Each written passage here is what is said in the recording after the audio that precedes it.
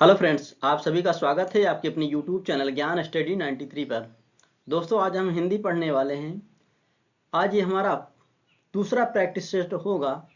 तो आज के लिए पहला प्रश्न है, छछूंदर के सिर में चमेली का तेल का अर्थ है दान के लिए सुपात्र होना, गंजे व्यक्ति के सिर पर सुगंधित तेल लगाना, बिल्कुल अनपढ़ व्यक्ति को धन मिलना, या फिर डी है अयोग्य व्यक्ति को अच्छा पद मिलना। दोस्तों, आपको बताना है कि छछूंदर के सिर में चमेली का तेल का क्या अर्थ है। इसका सही ऑप्शन हो जाएगा ऑप्शन डी, अयोग्य व्यक्ति को अच्छा पद मिलना।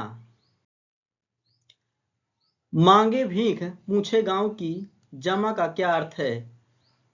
ए अपनी असलियत भूल कर बात करना, भीख मांग कर गुजारा करना, ग्राम समाज की भलाई करना, या फिर इनमें से कोई नहीं। दोस्तों, आपको बताना है मांगे भीख पूछे गांव की जमा का क्या अर्थ है। इसका सही ऑप्शन हो जाएगा ऑप्शन ए, अपनी असलियत भूल कर बात करना। वीर गाथा काल का कवि नहीं है, चंद्रवरदाई, नामदेव, जगनीक, या फिर मधुकर। दोस्तों, इसका सही ऑप्शन हो जाएगा ऑप्शन बी, नामदेव। नामदेव दोस्तों वीर गाथा काल के कवि नहीं हैं, नामदेव भक्ति काल के कवि हैं, याद रखिएगा दोस्तों। हिंदी साहित्य के आरंभिक काल को आचार्य रामचंद्र शुक्ल ने क्या कहा है। आदिकाल, चारण काल, वीरगाथा काल, या फिर सिद्ध सामंत काल। दोस्तों, इसका सही ऑप्शन हो जाएगा ऑप्शन सी, वीरगाथा काल। हिंदी साहित्य के आरंभिक काल को आचार्य रामचंद्र शुक्ल ने वीरगाथा काल कहा है। वीरगाथा काल के सर्वश्रेष्ठ कवि माने जाते हैं चंद्रवरदाई, जगनिक, दलपति विजय, या फिर विद्यापति। दोस्तों, इसका सही ऑप्शन हो जाएगा ऑप्शन ए, चंद्रवरदाई। दोस्तों, चंद्रवरदाई के द्वारा लिखी गई प्रसिद्ध पुस्तक का नाम है पृथ्वीराज रासो। हिंदी का सर्वप्रथम प्रकाशित पत्र का नाम है सम्मेलन पत्रिका, या फिर उदंडमार्तन सरस्वती पत्रिका, या फिर नागरी प्रचारणी पत्रिका। दोस्तों, इसका सही ऑप्शन है ऑप्शन बी, उदंडमार्तन हिंदी का सर्वप्रथम प्रकाशित पत्र है। दोस्तों, उदंडमार्तन 30 मई 1826 को दोस्तों प्रकाशित हुआ था। यह एक साप्ताहिक पत्र था जो कलकत्ता से प्रकाशित होता था। दोस्तों, याद रखिएगा। इसके संपादक पंडित जुगल किशोर थे। हिंदी की मूल उत्पत्ति किससे हुई है।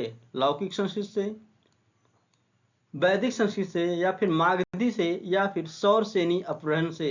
दोस्तों, इसका सही ऑप्शन है ऑप्शन डी, सौर सेनी अपभ्रंश से हिंदी की उत्पत्ति हुई है।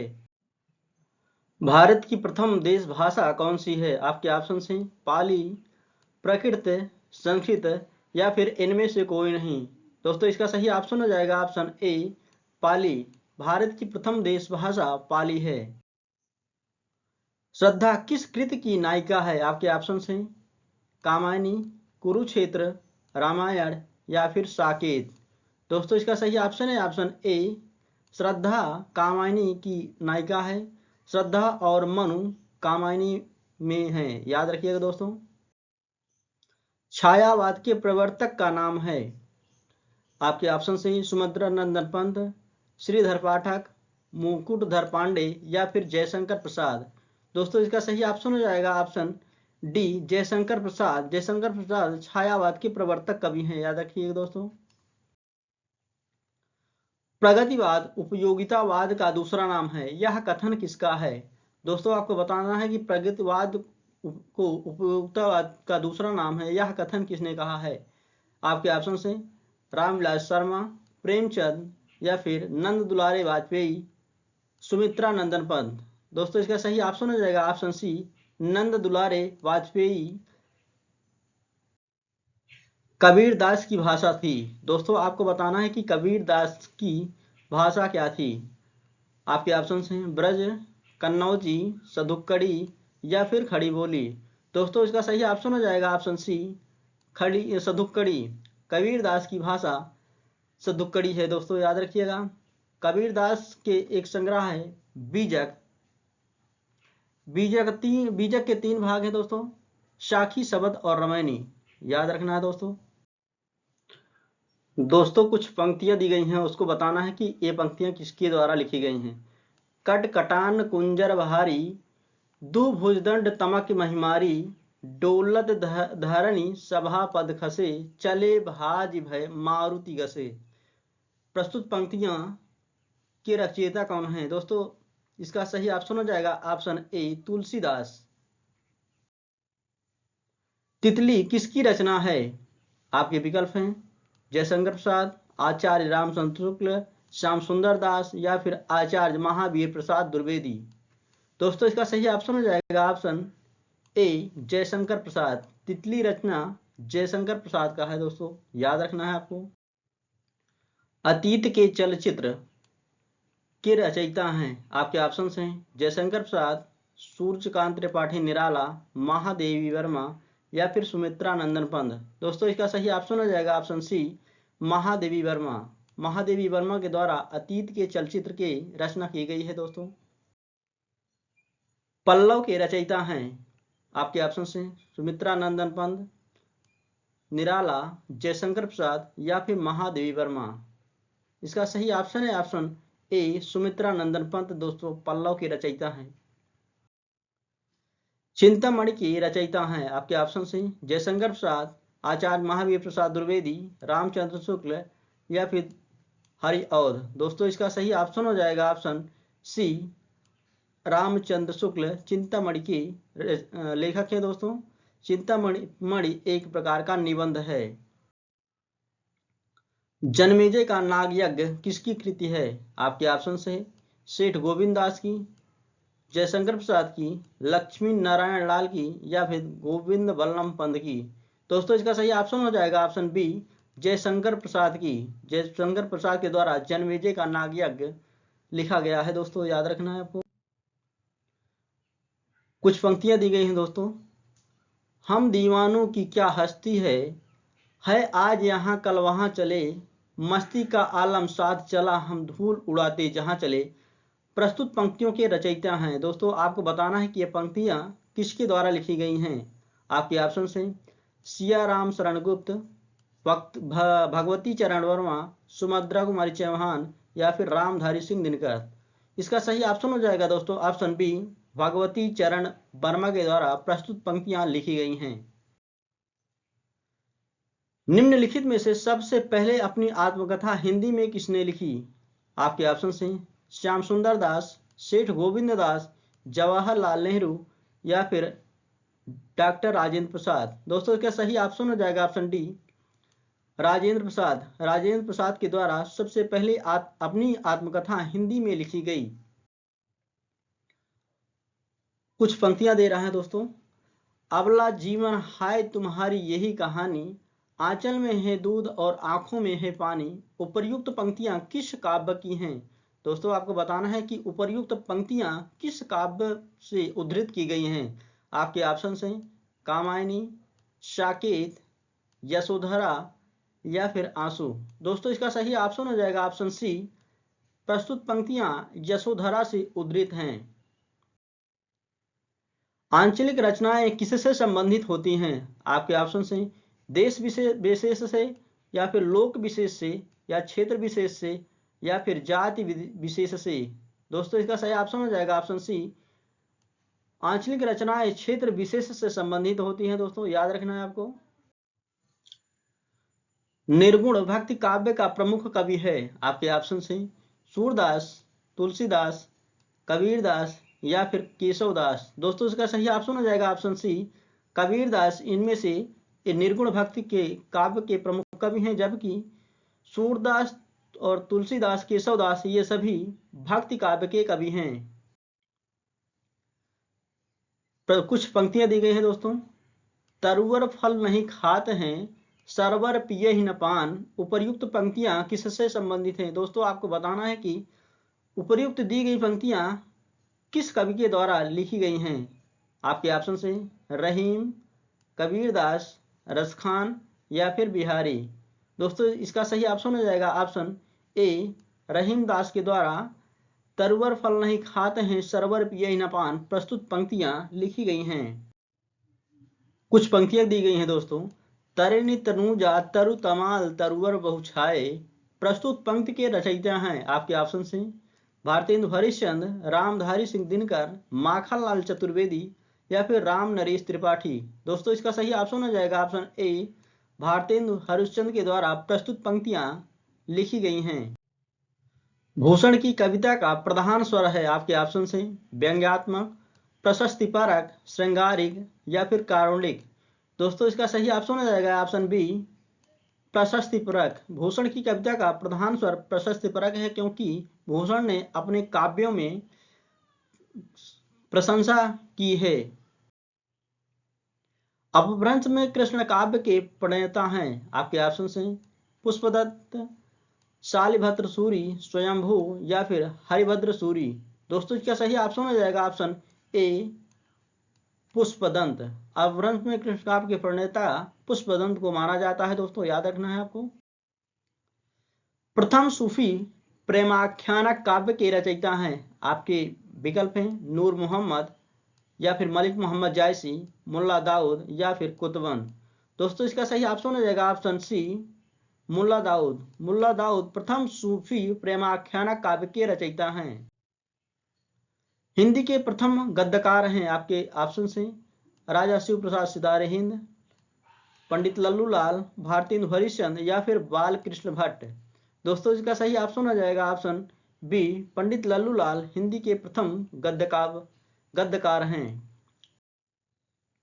प्रेमचंद के अधूरे उपन्यास का नाम है आपके ऑप्शन से गबन, रंगभूमि, मंगलसूत्र या फिर सेवा सदन। दोस्तों ये सभी प्रेमचंद की उपन्यास है, लेकिन इनमें से जो अधूरा उनका उपन्यास है वो है मंगलसूत्र। दोस्तों आपको याद रखना है मंगलसूत्र प्रेमचंद का अधूरा उपन्यास है। रामधारी सिंह दिनकर को भारतीय ज्ञानपीठ पुरस्कार प्राप्त हुआ था आपके ऑप्शन से रश्मि रथी पर, परशुराम की प्रतीक्षा पर, कुरुक्षेत्र पर या फिर उस उर्वशी पर। दोस्तों इसका सही ऑप्शन हो जाएगा ऑप्शन डी, उर्वशी पर रामधारी सिंह दिनकर को 1972 में भारतीय ज्ञानपीठ पुरस्कार मिला था। दोस्तों उर्वशी उनकी एक प्रसिद्ध रचना है, उसी पर मिला था दोस्तों उनको। हिंदी साहित्य के इतिहास के सर्वप्रथम लेखक का नाम है आपके ऑप्शन से जॉर्ज ग्रियर्सन, शिव सेंगर या फिर आचार्य रामचंद्र शुक्ल, गारसा दत्तासी। दोस्तों इसका सही ऑप्शन हो जाएगा ऑप्शन डी, हिंदी साहित्य के इतिहास के सर्वप्रथम लेखक गारसा दत्तासी को माना जाता है। दोस्तों पद्मावत किसकी रचना है आपके ऑप्शन से नाभादास, केशवदास, तुलसीदास या फिर मलिक मोहम्मद जायसी। दोस्तों इसका सही ऑप्शन हो जाएगा ऑप्शन डी, पद्मावत मलिक मोहम्मद जायसी की रचना है। दोस्तों मलिक मोहम्मद के द्वारा और भी बहुत सारी रचनाएं की गई हैं, जैसे आखिरी कलाम, पद्मावत, अखरावट इत्यादि। बैताल पचीसी के रचनाकार हैं आपके ऑप्शन से लल्लू लाल, सदल मिश्र, नाभादास या फिर सूरत मिश्र। दोस्तों इसका सही ऑप्शन हो जाएगा ऑप्शन डी, सूरत मिश्र के द्वारा बैताल पचीसी लिखा गया है। सुहाग के नूपुर के रचनाकार हैं आपके ऑप्शन से निराला, मोहन राकेश, अमृतलाल नागर या फिर प्रेमचंद। दोस्तों इसका सही ऑप्शन हो जाएगा ऑप्शन सी, अमृतलाल नागर सुहाग के नूपुर के रचनाकार हैं। संस्कृत के 4 उपाध्याय किसकी रचना है आपके ऑप्शन से रामधारी सिंह दिनकर, भगवती चरण वर्मा, माखनलाल चतुर्वेदी या सुभद्रा कुमारी चौहान। दोस्तों इसका सही ऑप्शन हो जाएगा ऑप्शन ए, संस्कृत के 4 अध्याय रामधारी सिंह दिनकर की प्रसिद्ध रचना है।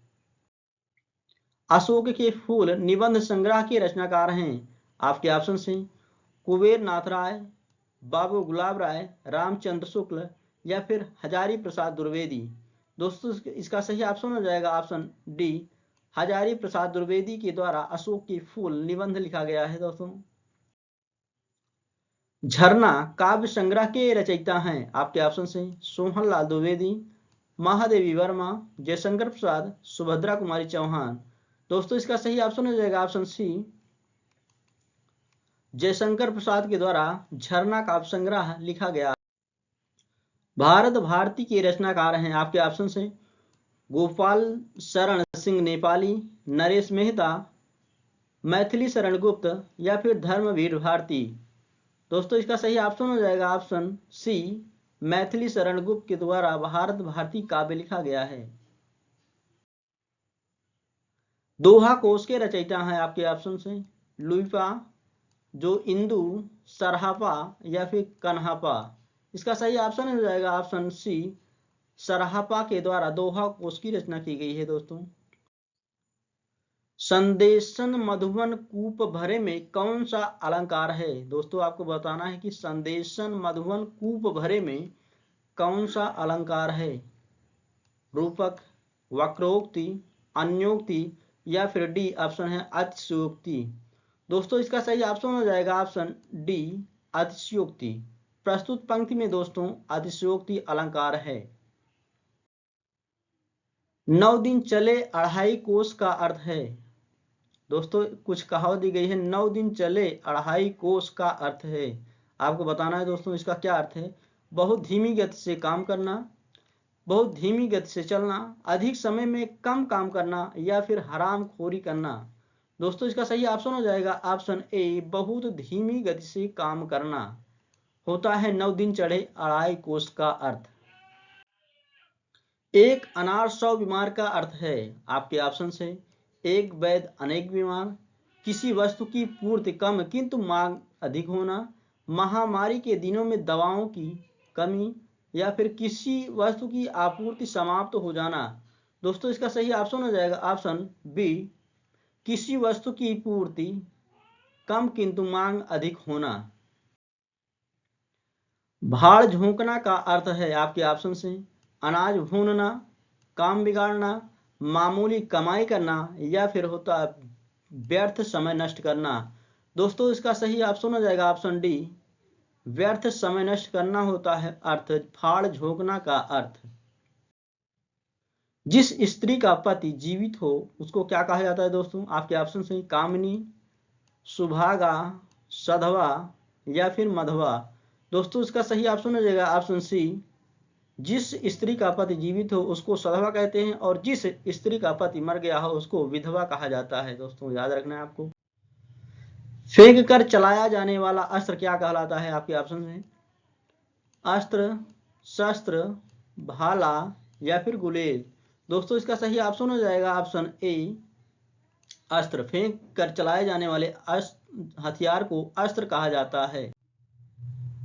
महान का विलोम शब्द है आपके विकल्प हैं अल्प, नगण्य, अनुचित या फिर क्षुद्र। दोस्तों इसका सही ऑप्शन हो जाएगा ऑप्शन डी, क्षुद्र।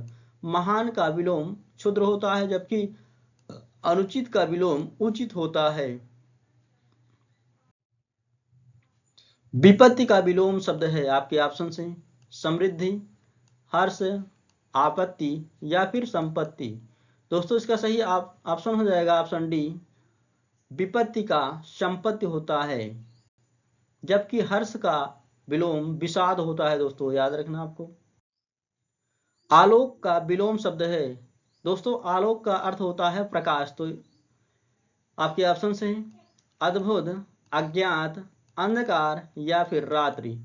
दोस्तों इसका सही ऑप्शन हो जाएगा ऑप्शन सी, अंधकार। आलोक का विलोम अंधकार होता है जबकि रात्रि का दिन होता है, अज्ञात का ज्ञात होता है। आज के लिए आखिरी प्रश्न है, नागर का पर्यायवाची शब्द है आपके ऑप्शन से नगर, ढोल, चतुर या फिर ग्रामवासी। दोस्तों आपको बताना है कि नागर का पर्यायवाची क्या होता है। दोस्तों इसका सही ऑप्शन हो जाएगा ऑप्शन सी, चतुर। नागर का पर्यायवाची शब्द चतुर होता है। बस आज के लिए इतना है दोस्तों, मिलते हैं नेक्स्ट वीडियो में।